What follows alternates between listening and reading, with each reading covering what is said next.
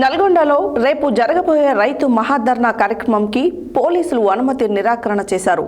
అన్ని ఏర్పాట్లు చేసుకున్న బీఆర్ఎస్ పార్టీ నాయకులకు బిగ్ షాక్ ఇచ్చినట్లు అయింది. ఈ సందర్భంగా నల్గొండ మాజీ ఎమ్మెల్యే కంచర్ల భూపాల్ రెడ్డి ఆయన నివాసంలో ఏర్పాటు చేసిన సమావేశంలో మాట్లాడారు.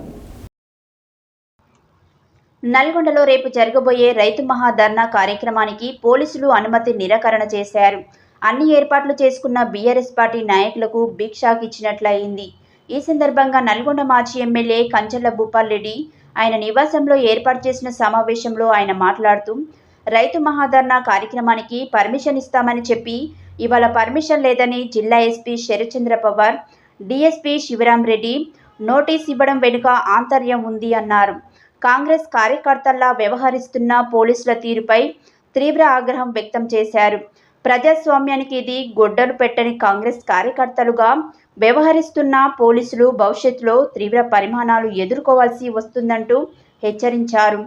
ఎట్టి పరిస్థితుల్లో రైతు దీక్షను ఆపేది లేదని తెగేసి చెప్పారు. ఓ తాగుబోతులాగా పొద్దులాగా ఒక మాట, పొద్దుకుతే మరో మాట మాట్లాడుతున్నారు. మా పీక్ బుక్లో అన్ని రాసుకుంటున్నాం, వడ్డీతో సహా చెల్లిస్తామన్నారు. కోర్టు ద్వారా అనుమతి తీసుకొని తప్పక సభని జరుపుతామన్నారు. తెలంగాణ రాష్ట్ర వర్కింగ్ ప్రెసిడెంట్ కేటీఆర్ వస్తున్నారని, అకస్తో ఇలా వ్యవహరిస్తున్నారని అన్నారు.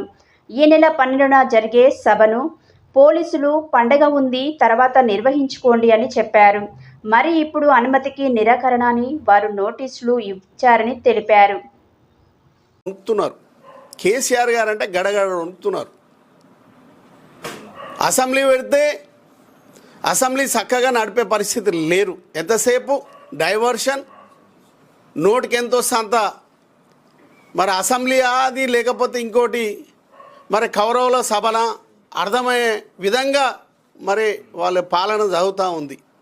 మరి ఇలాంటి దుర్మార్గమైనటువంటి పాలన చేస్తున్నటువంటి సందర్భంలో మరి ఖచ్చితంగా రైతుల దగ్గరికే పోవాలి, ప్రజల మధ్యకే పోవాలి, ప్రజలకు మద్దతుగా నిలబడాలి, ప్రజల సమస్యలు పరిష్కరించాలి, రైతులకు అండగా నిలబడాలని ఆలోచన చేసి కేటీఆర్ గారు రేపు 21వ తారీఖు నాడు నల్గొండ క్లాక్ టవర్ సెంటర్లో మహాధర్నా కార్యక్రమాన్ని ఏర్పాటు చేస్తే ఆ కార్యక్రమం బాగా సక్సెస్ అవుతుందని భయపడి మరి అడ్డుకునే ప్రయత్నం చేస్తూ ఉన్నారు. అడ్డుకున్నా కోర్టు, ప్రజాస్వామ్యంలో కోర్టు చాలా విలువైంది. ఖచ్చితంగా వారు పర్మిషన్ ఇస్తారు.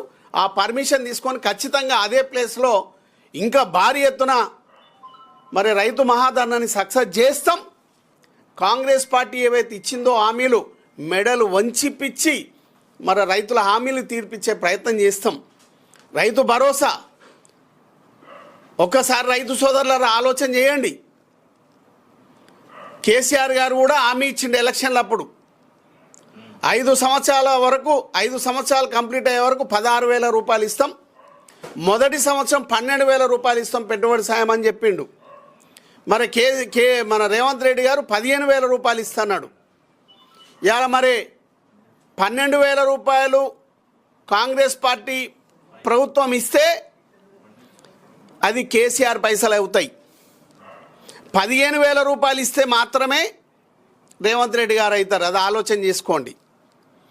మరి అదేవిధంగా రుణమాఫీ కూడా ఇవాళ 30% అయింది. ఇంకా 70% మంది రైతులకు ఇవ్వాలి 2 లక్షల రుణమాఫీ.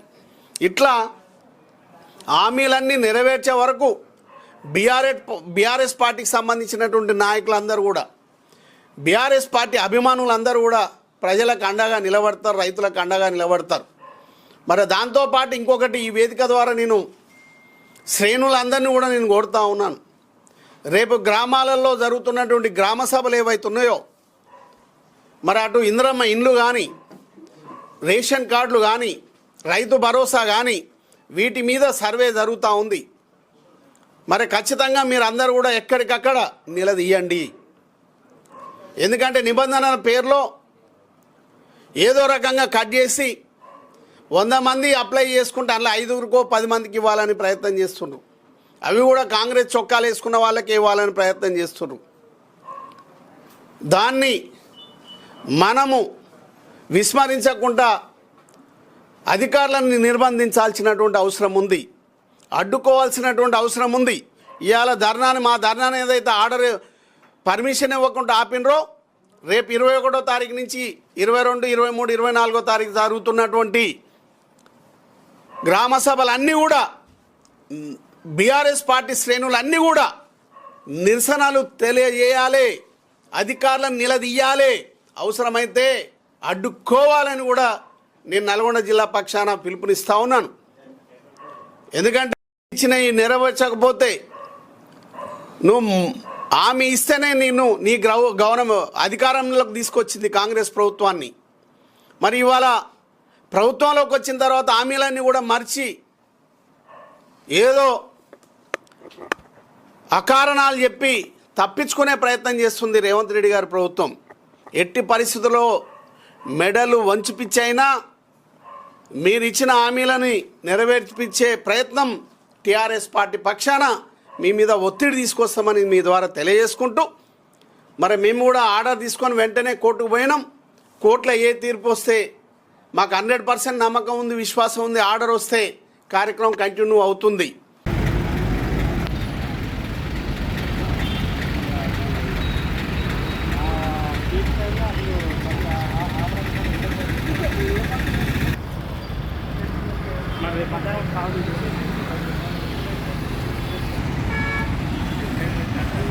Gracias.